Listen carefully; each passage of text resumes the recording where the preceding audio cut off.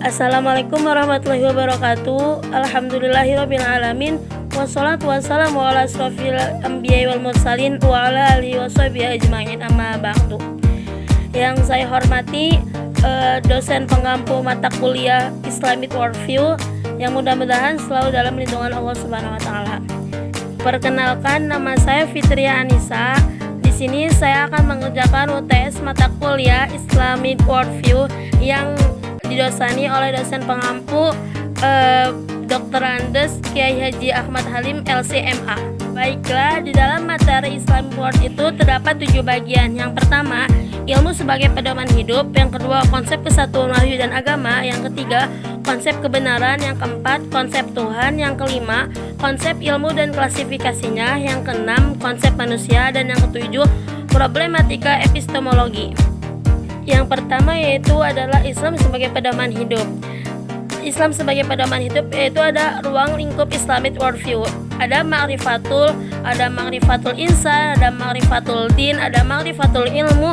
Dan perbedaan kultur, agama, ras, dan kepercayaan akan melahirkan perbedaan cara pandang seseorang atau persepsi, hingga masing-masing memiliki paradigma berbeda yang nantinya lahir peradaban.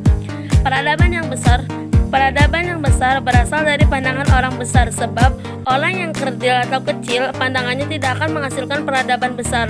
Islamic worldview, kepercayaan, perasaan, dan apa yang terdapat dalam pikiran orang yang berfungsi sebagai montir bagi keberlangsungan dan perubahan sosial moral.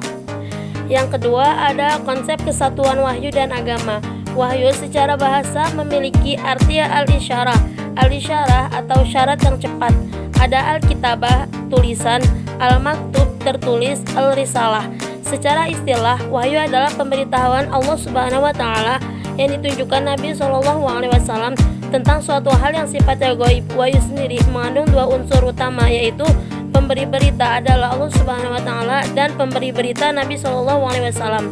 Allah Subhanahu wa taala memberikan wahyu kepada Nabi melalui malaikat Jibril, yaitu berupa Al-Quran yang disampaikan kepada Rasulullah untuk disampaikan kepada umatnya. Wahyu berupa Al-Quran diturunkan dari Lauhul Mahfuz ke Baitul Izzah bertepatan dengan Lailatul Qadar. Yang ketiga yaitu konsep kebenaran.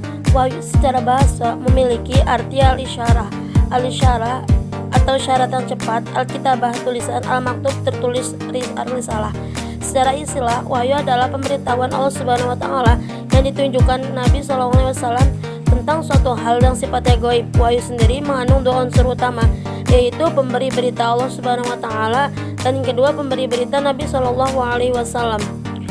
Allah Subhanahu wa taala memberikan wahyu kepada Nabi melalui malaikat Jibril, yaitu berupa Al-Quran yang disampaikan kepada Rasulullah untuk disampaikan kepada umatnya. Wahyu yang berupa Al-Quran diturunkan dari Lauhul Mahfuz ke Baitul Izzah. Selanjutnya yaitu adalah konsep Tuhan. Menurut orang liberal, konsep ketuhanan ialah semua agama ini ekspresi keimanan pada Tuhan yang sama konsep. Satu Tuhan, banyak jalan. Agama samawi liberal itu sama karena sama-sama punya Tuhan dalam agama Islam. Konsep ketuhanan berbeda dengan orang liberal. Menurut pandangan Islam, Allah itu satu, tidak ada Tuhan selain Allah. Banyak Tuhan sesuai budaya masing-masing dan konsepnya berubah-ubah. Nanti akan melahirkan perspektif ketuhanan yang berbeda-beda karena keliru dalam memahami konsep ketuhanan. Selanjutnya yaitu ada problematika epistemologi Barat. Pemikiran Barat sangat berlawanan dengan pemikiran Islam, sehingga banyak umat Islam yang terjerumus kepada permutadan dan yang dipengaruhi karena pola pikir dan serangan-serangan orang Barat. Oleh karena itu, pentingnya memahami hal ini agar kita lebih selektif dan memiliki fondasi keimanan yang kuat. Kemudian dalam peradaban Barat banyak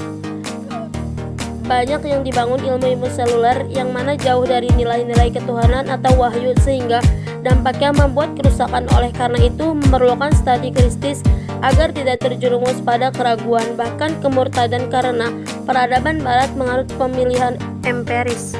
Selanjutnya yaitu ada konsep ilmu dan klarifikasinya.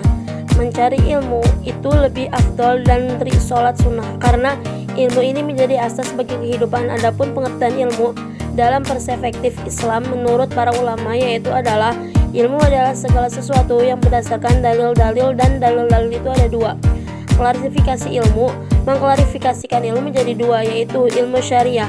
Ilmu syariah yang diperoleh daripada Nabi dan Rasul melalui wahyu. Dan yang kedua ada ilmu ghairu syariah. Sebagian ulama ada juga yang membagi ilmu menjadi ilmu ghairul hal. Selanjutnya yaitu ada konsep manusia. Yang pertama, manusia sebagai subjek yang memiliki tekstur.